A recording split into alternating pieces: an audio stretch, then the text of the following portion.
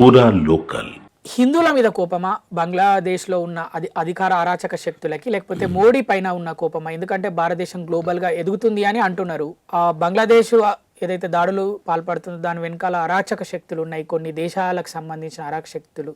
అందుకే అక్కడ దాడులు చేసినప్పుడు మోడీ ఫోటో ఉన్న ఫ్లెక్సీలు పెట్టి కూడా కాల్ చేస్తున్నారు. మరి కోపం మోడీ పైన లేకపోతే హిందువుల పైన? అదే కదండి, ఇప్పుడు మనం ఇందాక చెప్పుకున్న విషయం అదే.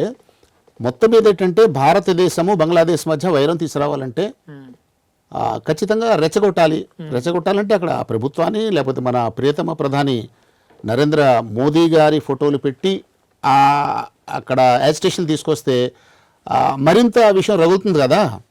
ఆ విధంగా మొత్తం ఏంటంటే రగిల్చి అగాధం సృష్టించడం అనేది వీళ్ళ లక్ష్యంగా పనిచేస్తున్నారు అక్కడ. ఒక భారతీయ ముస్లింగా, ఒక భారతీయుడిగా మోడీ పైన మీ అభిప్రాయం ఏంటి? మోడీపై అతడు ఒక పాలకుడు. ఆ తర్వాత ఆయన వ్యక్తిగతంగా ఆయన పార్టీ ఏమంటారు నిబంధనల పట్ల, పార్టీ వాళ్ళు ముస్లింల పట్ల వాళ్ళు తీసుకునే నిర్ణయాల పట్ల మాకు భేదాభిప్రాయం ఉండొచ్చు. కానీ ఆయన ఒక దేశ ప్రధానిగా నేను నరేంద్ర మోదీ గారిని ఒక ప్రియతమ భారత ప్రధాని అని నేను సంబోధిస్తాను తప్ప వేరే విధంగా మనం ఏమి కూడా ఆలోచించవలసిన అవసరం లేదు. అది ఓకే. ఎవరైనా మోదీ కేవలం హిందువులకు సంబంధించిన వాడే, వేరే మతాలకు సంబంధించిన వాడు కాదు అని అంటే ఏం చెప్తారు? చూడండి, ఒక పాలకుడుగా ఎప్పుడైతే ఆ పాలన అధికారంలో వెళ్ళిపోతాడో ఒక వ్యక్తి, అతను అందరివాడ అయిపోతాడు ఆటోమేటిక్గా. అది ఇక అతడు అందరివాడా కొందరివాడా అనే మాట ఆయన చెప్పినా అది చెల్లదు, నేను చెప్పినా చెల్లదు, ప్రజలు చెప్పాలి. అర్థమైంది కదా. అది కానీ ప్రజలు ఇమేజ్ ఎలా క్రియేట్ అవుతుంది? అతను హిందూ పక్షపాతిగా ఉన్నాడు అనేటువంటి ఇమేజ్ క్రియేట్ అవుతుంది. ముస్లింలకి వ్యతిరేకి అనేటువంటి ఒక భావన సమాజంలో నడుస్తుంది. ఎందుకు నడుస్తుంది అలా? ఎందుకు నడుస్తుందంటే అది ఆ రకమైనటువంటి విధానాలు కొన్ని ఉండడం వల్ల. అంటే అది ప్రధాని వాళ్ళు వచ్చినాయా లేకపోతే వేరే వాళ్ళు?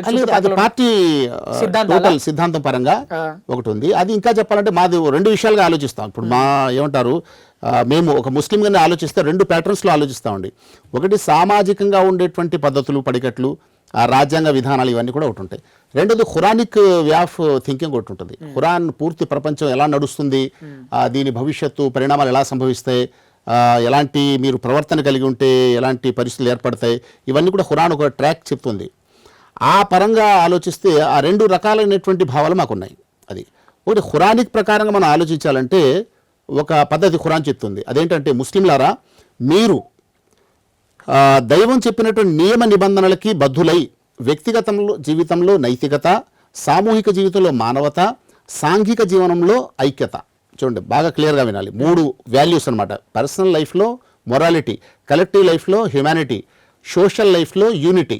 ఈ వాల్యూస్ కలిగి మీరు జీవిస్తే, ఎవరితో మాట్లాడుతుంది? ముస్లింలతో ఖురాన్ మాట్లాడుతుంది. ముస్లింలతో ఖురాన్ మాట్లాడుతుంది అని చెప్తున్నారు, కానీ ముస్లిమ్స్ 90% ఖురాన్ని పాటించట్లేదు అని బయట అంటున్నారు. అదే ప్రాబ్లం. ఈరోజు ముస్లింలకు మోడీ వ్యతిరేకం అయిపోయారు, మన ప్రధాని మోదీ, లేకపోతే బీజేపీ పార్టీ వ్యతిరేకం అయిపోయింది, ఆర్ఎస్ఎస్ ముస్లింలకు వ్యతిరేకం అయిపోయింది, ఏదో చెప్తున్నారు కదా. ఇది ఎందుకు వ్యతిరేకమయ్యారు? మీరు ఈ 3 విలువల్ని కలిగి ఉండటం లేదు కాబట్టి ఆ దేవుడు వీళ్ళని వ్యతిరేకంగా నిలబెట్టాడా, లేక వీళ్ళు స్వతహాగా మీకు వ్యతిరేకులయ్యారా అని అంటే, ఒక ముస్లింగా వాళ్ళు స్వతహాగా మా మీద ఎగబడుతున్నారు చెప్పడానికి అవకాశం లేదు. అర్థం కదా. ఖురాన్ ప్రకారంగా మీపై మంచి జరిగినా చెడు జరిగినా మీ స్వయం కృతాపరాధం అంటున్నాడు.